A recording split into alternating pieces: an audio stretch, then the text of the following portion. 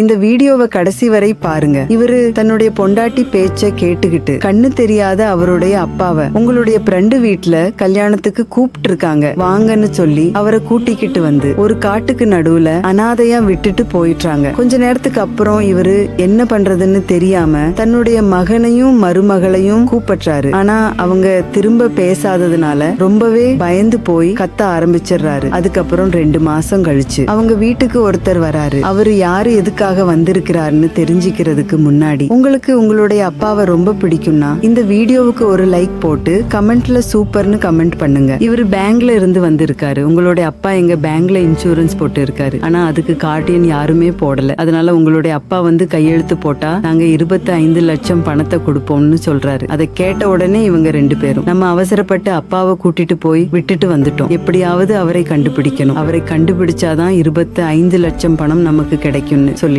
எல்லா இடத்துலயுமே தேடுறாங்க. அவங்களுடைய ஃப்ரெண்ட்ஸ் எல்லாருக்கும் கால் பண்ணி பாக்குறாங்க. ஆனா அவரு கிடைக்கவே இல்ல. கடைசியா 4 மாசத்துக்கு அப்புறமா அவரை தேடி கண்டுபிடிச்சிடுறாங்க. உடனே அவரு இருக்கிற இடத்துக்கு போய், அப்பா நீங்க பேங்க்ல 25 லட்சம் ரூபாய் இன்சூரன்ஸ் போட்டு வச்சிருக்கீங்க, நீங்க வந்து ஒரு கையெழுத்து போட்டீங்கன்னா அந்த பணத்தை கொடுத்துடுவாங்க, நாங்க ரொம்ப கஷ்டத்துல இருக்கோம், எங்களுக்கு உதவி பண்ணுங்கன்னு சொல்லி கொஞ்சம் கூட வெக்கமே இல்லாம கேக்குறாங்க. உடனே அவரு கோபப்பட்டு, எந்த மூஞ்ச வச்சுக்கிட்டுடா என்னைய பார்க்க வந்த, எனக்கு கண்ணு தெரியாதுன்னு தெரிஞ்சும் என்னைய தனியா தவிக்க விட்டுட்டு போயிட்ட, உனக்கு எல்லாம் கொஞ்சமாவது மனசாட்சி இருக்கா, உன்னைய எவ்வளவு கஷ்டப்பட்டு வளர்த்து படிக்க வச்சு ஆளாக்கி உன்னை நான் கல்யாணம் பண்ணி கொடுத்தேன், இப்போ எனக்கு கண்ணு தெரியலன்ற ஒரே காரணத்துக்காக என்னைய அம்போன்னு விட்டுட்டு போயிட்ட, இதுக்கப்புறம் உனக்கும் எனக்கும் எந்த ஒரு சம்பந்தமும் கிடையாது, நான் அந்த 25 லட்சம் ரூபாயையும் இந்த அனாதை ஆசிரமத்திற்கு எழுதி வைத்து விடுகிறேன்னு சொல்லிட்டு அவங்க 2 பேரையும் அங்க இருந்து துரத்தி விட்டுறாரு. இந்த பெரியவர் செஞ்ச செயல் உங்களுக்கு பிடிச்சிருந்தா இந்த வீடியோவுக்கு ஒரு லைக் போட்டு கமெண்ட்ல சூப்பர்னு கமெண்ட் பண்ணுங்க.